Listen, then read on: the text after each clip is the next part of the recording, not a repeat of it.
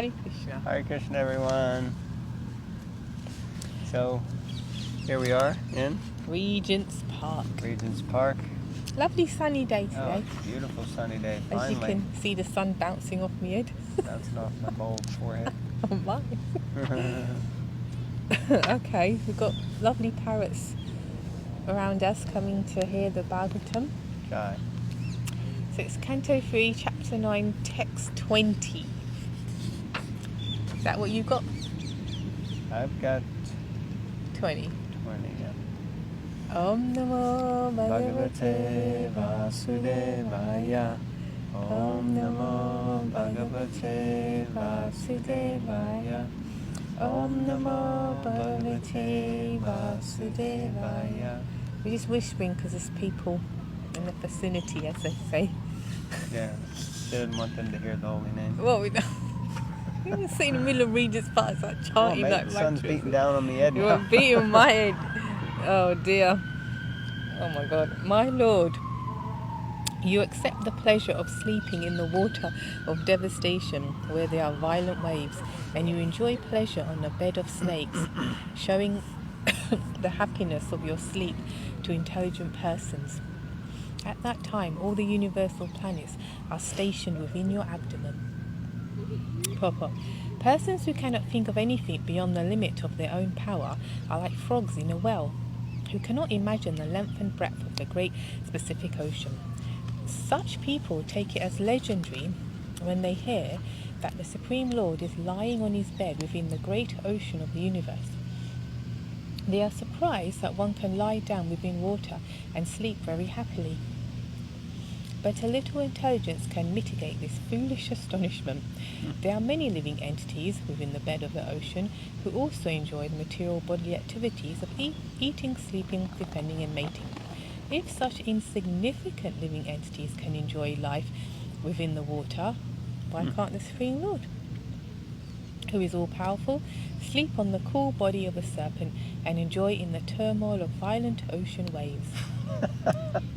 Enjoying the turmoil of violent ocean waves. That's quite cool, really. The distinction of the Lord is that his activities are all transcendental, and he is able to do anything and everything without being deterred by limitations of time and space. He can enjoy his transcendental happiness regardless of material considerations. Interesting. He can enjoy his transcendental happiness regardless of material considerations. This is the point we're trying to come to, where we can enjoy, in a sense, transcendental happiness or experience transcendental bliss regardless of what's going on around us. The world is hectic and life is hectic and dealing with other people is hectic and stressful and chaotic. Adibotika. So these kleshas are there in the material world, and but we need to find that inner happiness and inner peace, that space, that sacred space that will enable us to be happy regardless of the external situation. So, sorry, anything you wanted to add? Say? No, that's true.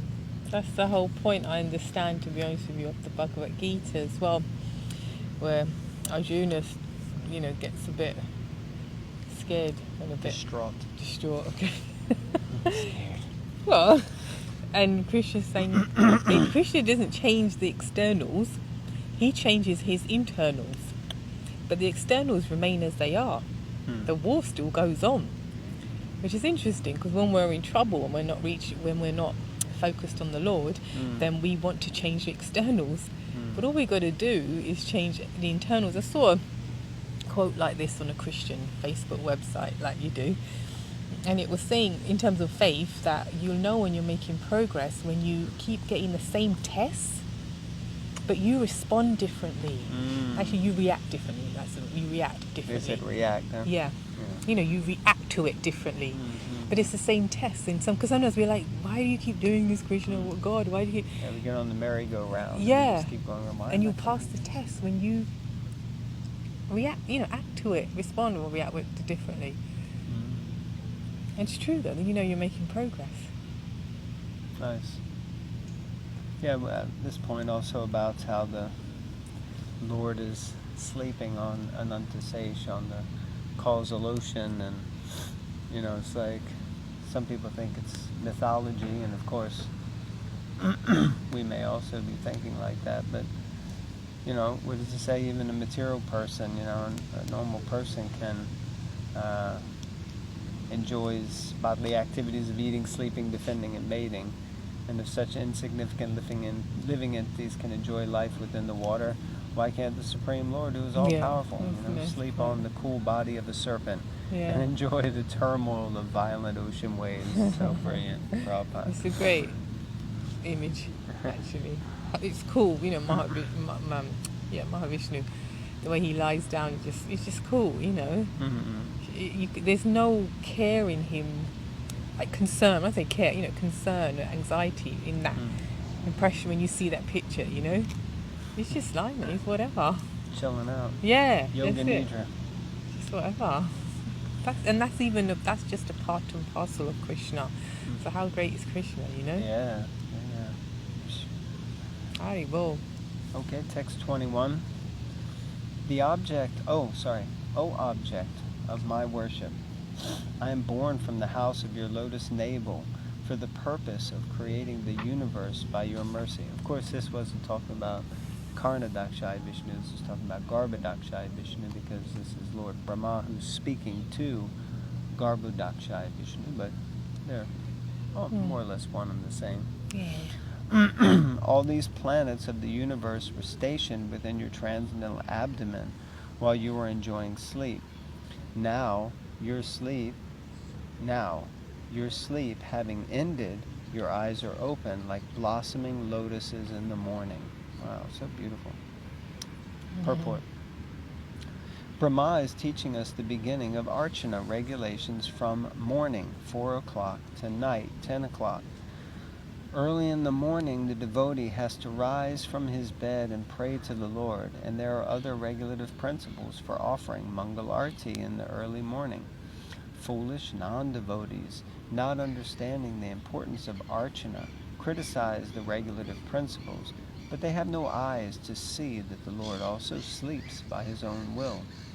The impersonal conception of the Supreme is so detrimental to the path of devotional service that it is very difficult to associate with the stubborn non-devotees who always think in terms of material conceptions. So the impersonal conception of the Supreme is detrimental to the path of devotional service. To the next paragraph. The impersonalists always think backwards. They think that because there is form in matter, spirit should be formless. Because in matter there is sleep, in spirit there cannot be sleep. And because the sleeping of the deity is accepted in Archana worship, the deity is Maya. All these things are basically material. To think either positively or negatively is still thinking materially. Knowledge accepted from the superior source of the Vedas is standard. Here, in these verses of the Srimad Bhagavatam, we find that Archana is recommended. Because Brahma took up the task of creation, he found the Lord sleeping on the serpent bed in the waves of the water of devastation. Therefore, sleeping exists in the internal potency of the Lord, and this is not denied by pure devotees of the Lord like Brahma and his disciplic succession. It is clearly said here that the Lord slept very happily within the violent waves of the water, manifesting thereby that he is able to do anything and everything by his transcendental will and not be hampered by any circumstances. The Mayavadi cannot think beyond this material experience, and thus he denies the Lord's ability to sleep within the water. His mistake is that he compares the Lord to himself, and that comparison is also a material thought. The whole philosophy of the Mayavad school, based on not this, not that, in brackets neti, is basically material. Such thought cannot give one the chance to know the Supreme Personality of Godhead as he is. Like that, impersonalists always think backwards. So then, because they're thinking from, this is my experience situation, and then therefore material life has to be less than that, not more than that. Because I'm going to experience life according to my filter and the instruments that I have, which are limited. Nice. Interesting. Yeah. Yeah, I like this part. His mistake is that he compares the Lord to himself, and that comparison is also a material thought. So Srila Prabhupada really pointing out what is, it's about our consciousness. That's why it's the International Society for Krishna Consciousness, because it's about our consciousness. And if we're unconscious in the sense that we're unconscious of our relationship with God, then we're in ignorance. And that lack of consciousness means we're going to function on the material platform. Whereas if we're conscious of Krishna, then we see Krishna in everything, and we see everything is happening by the will or through the sanction of the Lord. And that consciousness is spiritual consciousness because it's the truth. It's the absolute truth. But it's like a switch inside of our heads. We really have to be able to switch on the Krishna consciousness and see things as they are. Otherwise, we see and think in material consciousness, and like you said, that's the lens. So we have to be able to turn the lens and stop looking and thinking and seeing and feeling and interacting on the material platform, which is disconnecting things from Krishna. But we actually have to remember, no, everything is connected to Krishna because Krishna is God and everything comes from God. So that's powerful. That's Krishna consciousness. Yeah. Text 22. Let the Supreme Lord be merciful towards me. He is the one friend and soul of all living entities in the world, and he maintains all for their ultimate happiness by his 6 transcendental opulences. May he be merciful to me, so that I, as before, may be empowered with the introspection to create, for I am also one of the surrendered souls who are dear to the Lord. Interesting. Purport.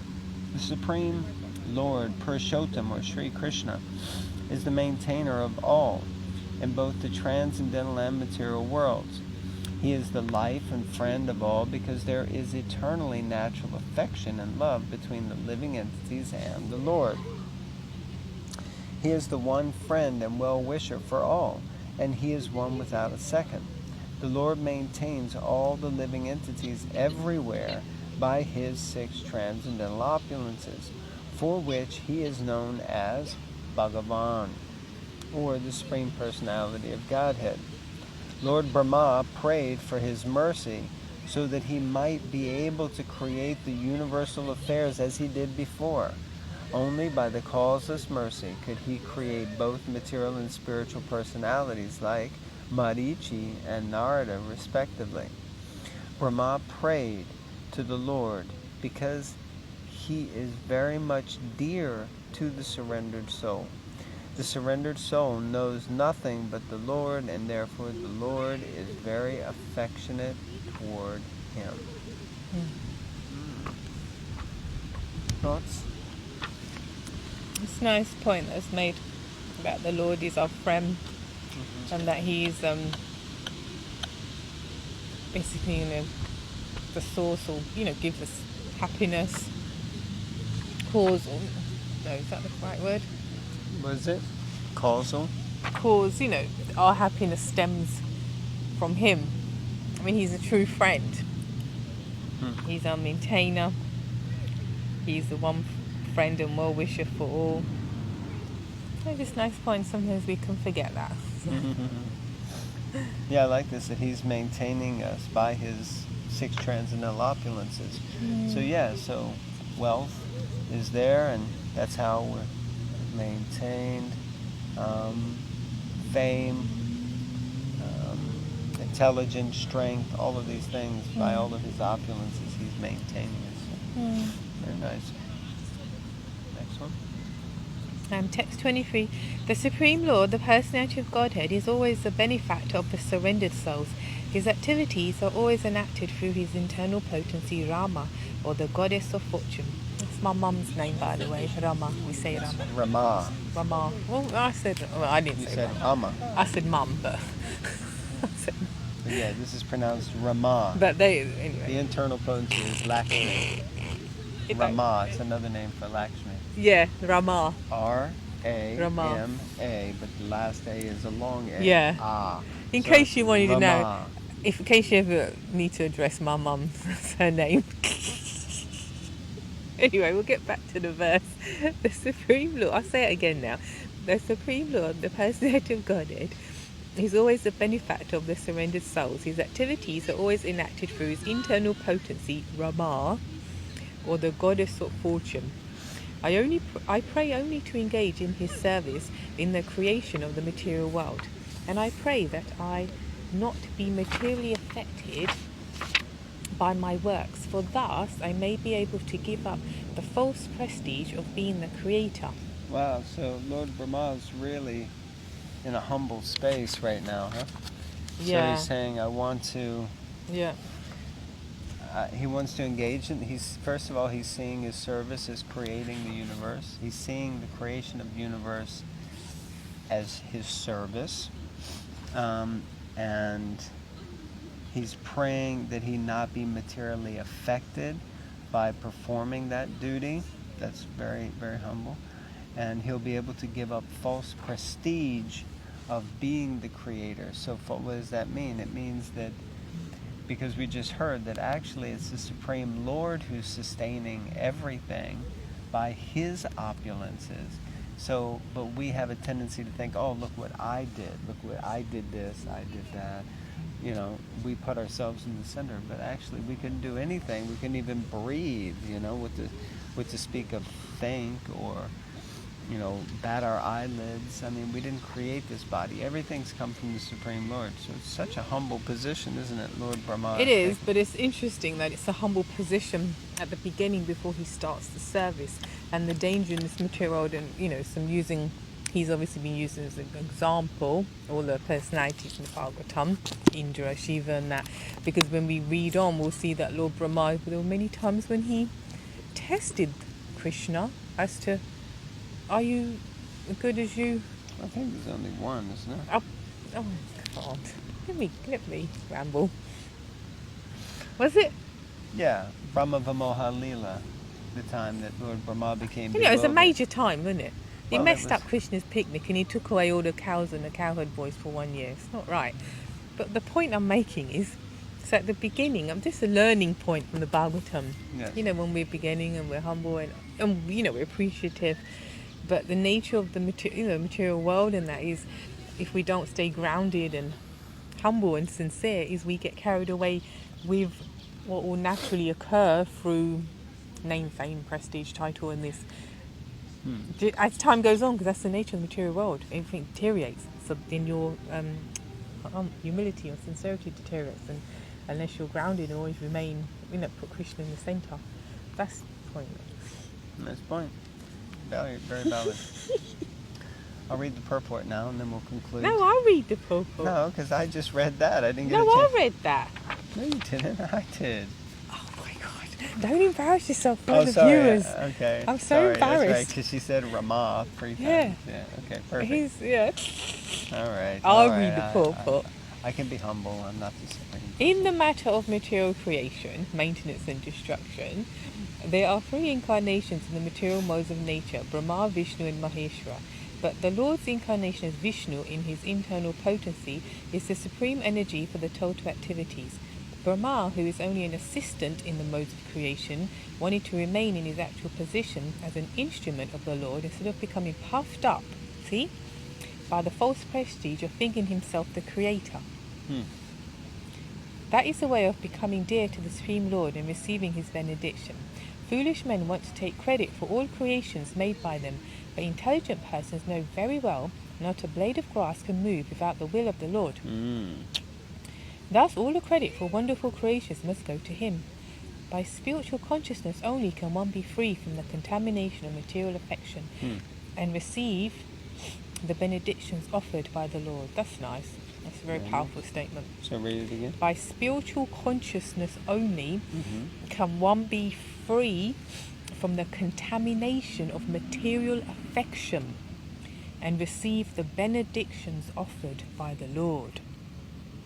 So we gotta be Krishna conscious. We gotta be fixed. We gotta be determined and focused. Otherwise, yeah, we get contaminated by affection for him, her, this, that, dog, cat, you know, money, prestige, to anything, animate and inanimate. It is contamination. It is, and it does stop you, and it, you know.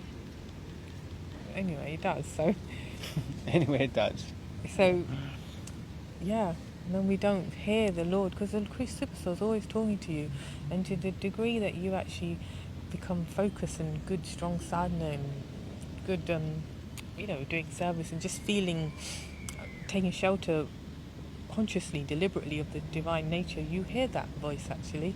You hear it a lot. Wow. What more is there to say? I could say quite a lot, but I won't. Thank you all very much for tuning in, watching the Bhagavatam Bites as we read Srimad Bhagavatam, slowly moving through. Oh look, here's a picture of Mahavishnu on the violent water.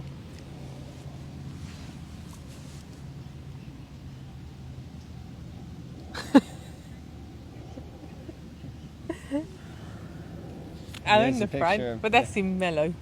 Well, that's the but that's Lord Brahma speaking to him. That's exactly what we're kind of reading now. Oh yeah, of course I knew that. What's that? Yeah. Oh yes. Yes. Every aspect of the Bhagavatam is perfect. Okay, thank you all very much. Grantaraj Srimad Bhagavatam Ki Jai. Hare Krishna.